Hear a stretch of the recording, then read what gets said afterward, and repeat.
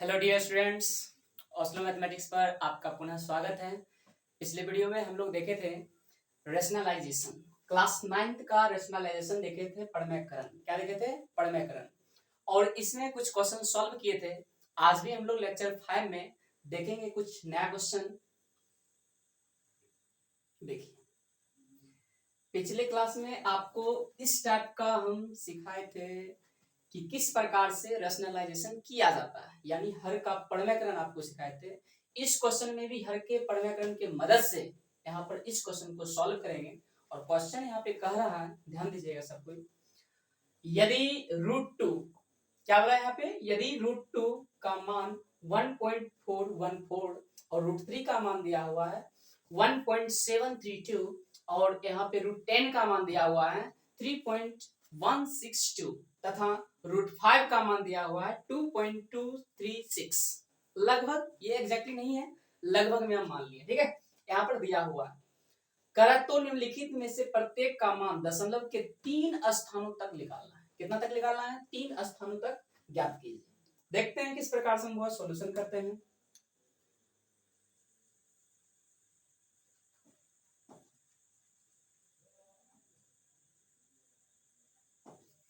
चलिए सॉल्यूशन देखते हैं। वो यहाँ पर क्वेश्चन नंबर 1 उठाते हैं सॉल्यूशन के लिए। क्वेश्चन नंबर 1 कह रहा है यहाँ पर 1/√2। कितना दिया हुआ है? 1/√2। 1/√2 को क्या करते हैं हम यहाँ पे 1/√2 में आपको पहले सिखाए थे किस प्रकार के हर का पढ़मयकरण करना है। आप देख सकते हैं जो नीचे में था उसी से ऊपर मल्टीप्लाई करते थे, नीचे भी उसी से भाग देते थे। इस तरह से मेरे पास देखिए प्राप्त हो जाएगा ऊपर √2, नीचे √2 मल्टीप्लाई होकर के √2 का क्या हो जाएगा? होल स्क्वायर हो जाएगा।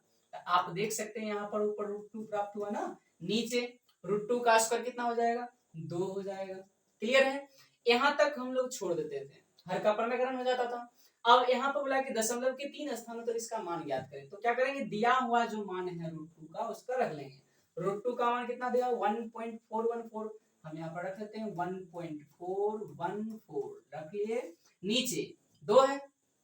अब यहाँ पे हम 2 से भाग दे रहे हैं। 2 से जब इसमें भाग दीजिएगा तो आप देख सकते हैं कि 1 में 2 से भाग नहीं लगेगा, इसलिए यहाँ पर क्या हो जाएगा? 0। अब दशमलव दे देते हैं। अब देखिएगा, अब मेरे पास 14 हो जाएगा। 14 में लगाएगा तो यहाँ पर 7 हो जाएगा। कितना हो जाएगा? 7। क्लियर है? अब 7 होने के बाद 7 में 14, 1 में फिर से लगाइएगा, नहीं लगेगा, एक 0 दे देते हैं। फिर आप यहाँ पे लगाइएगा, 14 आपके पास हो जाएगा 4 आने के बाद ना। 14 में कितना से 7 दूना 14। क्लियर है? इस तरह से आप देख सकते हैं कि मेरे दशमलव के 3 स्थान तक आ चुके हैं। तो इसी तरह से सॉल्व करेंगे। 2 क्वेश्चन और है मेरे पास ना। तो इस तरह से देख सकते हैं कि बिल्कुल इजी टाइप से आप सॉल्व कर सकते हैं। सीखे? इसका आप स्क्रीनशॉट ले लीजिए।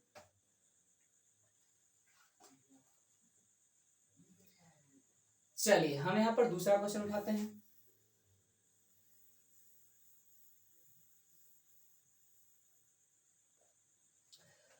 सॉल्यूशन में आप देखिएगा क्वेश्चन नंबर 2। क्वेश्चन नंबर 2 क्या कह रहा है? क्वेश्चन नंबर 2 कह रहा है 1/√3। 1 कितना कह रहा है? √3। 1/√3 को हम यहाँ पे सॉल्व करें 1/√3 मल्टीप्लाई कर देंगे, ऊपर में भी √3 से, नीचे में भी √3 से। पिछले वीडियो में हम लोग रेशनलाइजेशन का एक विशेष रूप से और बड़ा बड़ा क्वेश्चन को सॉल्व करके देखे थे। तो इसमें भी आप देख सकते हैं बिल्कुल छोटा है क्वेश्चन ना, इसमें भी बहुत ही इजी से आप कर सकते हैं। ऊपर √3 हो जाएगा, नीचे अभी तुरंत देखे थे नीचे का स्क्वायर लिखते हैं, जब सेम रहता है तो क्या करते हैं? स्क्वायर कर देते हैं। आप ऊपर देख सकते हैं कि √3 हो जाएगा और नीचे √3 का स्क्वायर 3 हो जाएगा। कितना हो जाएगा? 3 हो जाएगा। अब यहाँ पर क्या करना है, क्योंकि हर एक क्वेश्चन में आप देखे थे पढ़मयकरण जब करते थे तो नीचे का जो अपरमय था उसे परमय में हम चेंज कर देते थे ना, और यहाँ तक आके छोड़ देते थे। ये मेरा आंसर हो जाता था फाइनली। और अब जो क्वेश्चन में देख रहे हैं यहाँ पर देख सकते हैं कि इसमें क्वेश्चन में कह रहा था दशमलव के 3 स्थान तक मान निकालना है। दशमलव के कितने स्थान तक? 3 स्थान तक मान निकालना है। तो 3 स्थान तक में देख सकते हैं √3 का मान कितना दिया हुआ, देखिए ऊपर से यहाँ पर दिया हुआ है 1.732 बटे 3 बटे कितना दे दिया? 3। अब इसमें आप भाग दीजिए, 3 से भाग देंगे। 3 से कैसे भाग देंगे?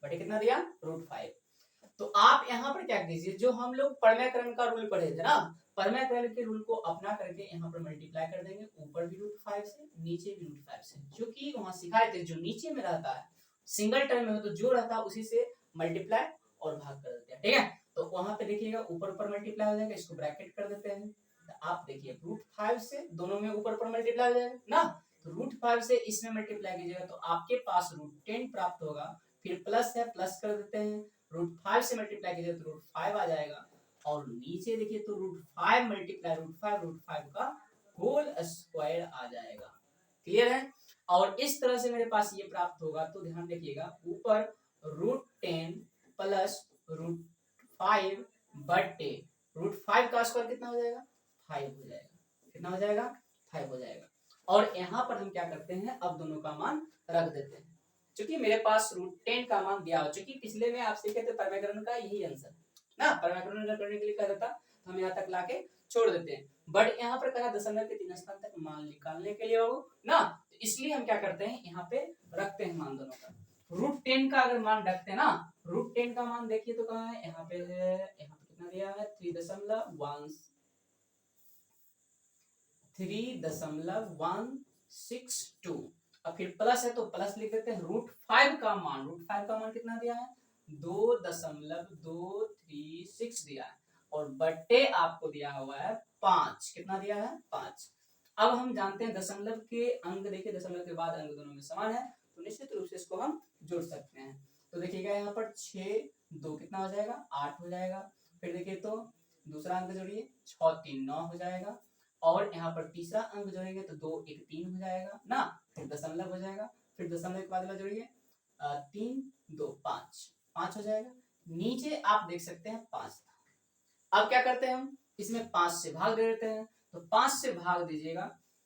देखिए अगर यहाँ पर दशमलव में भाग देने में नहीं बनता है, तो एक उपाय आप ये भी कर सकते हैं, दशमलव को उड़ा करके नीचे लिख दीजिए, और जितना अंक रहेगा उतना नीचे एक पर शून्य दे देना है, ठीक है, शून्य दे दिए। अब यहाँ पर 1000 मेरे पास नीचे है, ऊपर फाइनली पर आप देखिए 5398 बटे 5 मल्टीप्लाई 1000, ठीक है। अब 5 से भाग देने में आपको सुविधा रहेगा ना, 5 से भाग दीजिए, उसको डिवाइड कीजिएगा तो ऊपर यहाँ पर आप देख सकते हैं 5 एकम 5 आ जाएगा ना, फिर यहाँ पर 3 में नहीं लगेगा तो एक 0 दीजिएगा।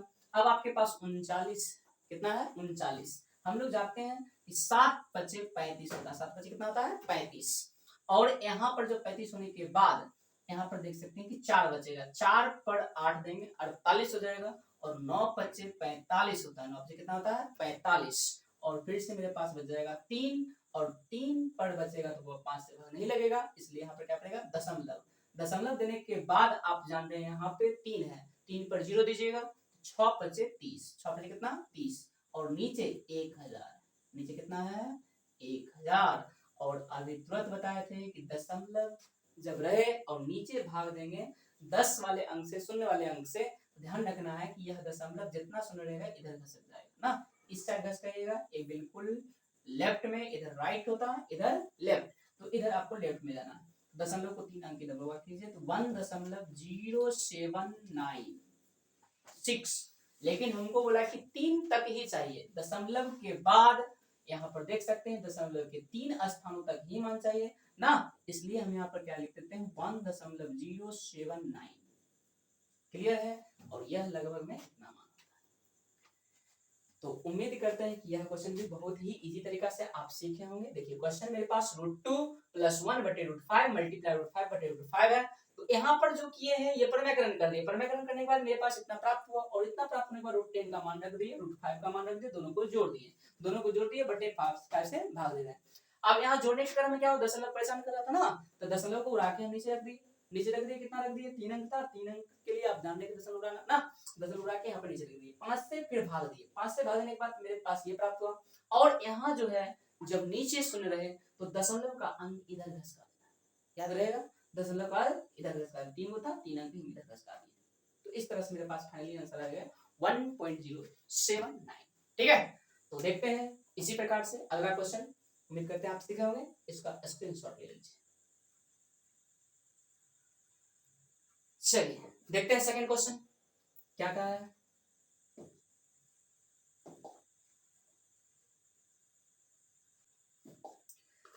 सॉल्यूशन करते हैं अब हम क्वेश्चन नंबर 2 का। क्वेश्चन नंबर 2 -√3 और बटे, यहाँ पर वो क्वेश्चन में √3 है, ध्यान दीजिएगा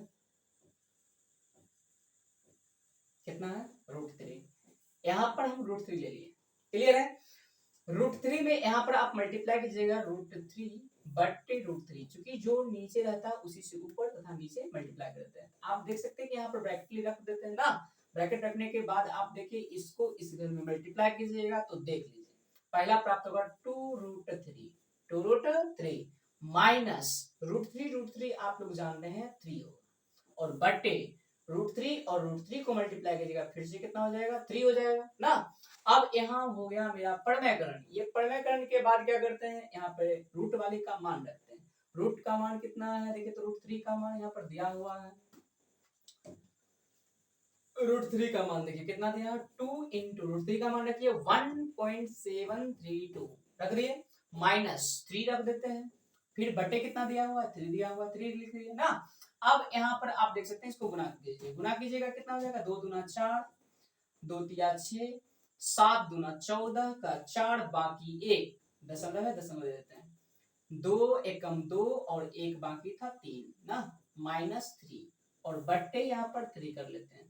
तो आप जान रहे हैं यहाँ पर घटा के अगर लिखते हैं बाबू इसको ना, घटा के लिखिएगा तो आपके पास जो प्राप्त होगा देख सकते हैं, इसका दशमलव ले लीजिए अपने मन से 0 0 0 ना, घटाइएगा आपके पास 4 प्राप्त होगा, 6 प्राप्त होगा, 4 प्राप्त होगा ना, दशमलव 3 में से 3 जाएगा 0 हो जाएगा, और बट्टे आप जान रहे हुआ यहाँ पर कितना 3। अब 3 से भाग दीजिए, 3 से भाग देंगे कितना प्राप्त होने वाला है देखिए, तो फाइनली 0 है, लगाएंगे नहीं लगेगा 0 हो गया। 4 में 3 से लगाएंगे एक बार लगेगा, शेष 1 बचेगा, 1 पर 4 16 हो गया ना, 16 में 3 लगेगा, 5 तिया 15 बाकी 1 बचेगा 14, 4 तिया 12। क्लियर है? और हमको 3 अंक चाहिए ना, 3 अंक चाहिए, तो इतना तक ही हम क्या कर देंगे छोड़ देंगे, यह मेरा फाइनल आंसर हो जाएगा। क्लियर है? तो देखते हैं इसके अगले क्वेश्चन को। तो इस प्रकार से आप यहाँ पर सीख रहे होंगे, इसको लिखिए और उतार लीजिए कॉपी। जब भी आप पढ़ने के लिए बैठे एक नोटबुक रखा करें ना, और उस पर राइट डाउन तुरंत लिख लिया करें, और या फिर आपके पास सुविधा हो तो आप इसको स्क्रीनशॉट मार दीजिए। चलिए देखते हैं क्वेश्चन नंबर हम लोग, ये क्या है,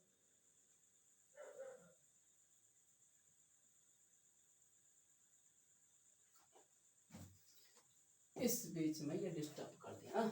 चलिए देखिए सॉल्यूशन देखते हैं बाबू।